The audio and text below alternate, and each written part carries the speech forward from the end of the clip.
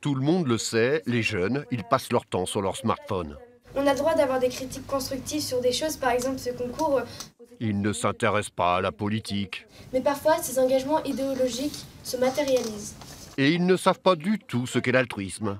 Et il y a ceux qui s'engagent à vie, comme l'abbé Pierre, et je trouve que c'est un excellent exemple pour la jeune génération. De toute évidence, nous adultes devrions les écouter plus souvent, ces adolescents. Et c'est peut-être là l'intérêt majeur de ce concours intitulé « Dire pour convaincre ». Les critiques du physique, du jugement sur le style, sur la façon de penser, c'est pas des critiques normales. L'engagement, porter des valeurs pour progresser, c'est le thème de cette deuxième édition. Un simple exercice de style, beaucoup plus que cela selon les principaux intéressés. Dans les années à venir, j'aimerais vraiment pouvoir accéder à un métier qui est prof de fac, prof de lettres.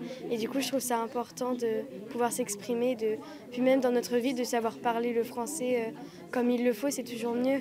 La possibilité qu'on leur donne justement de s'exprimer, c'est-à-dire de passer par leur voix, par eux-mêmes, et non pas par l'outil que peut être le téléphone ou l'ordinateur, c'est vraiment pour nous une démarche essentielle, parce que finalement, nous sommes quand même des êtres communicants par nature.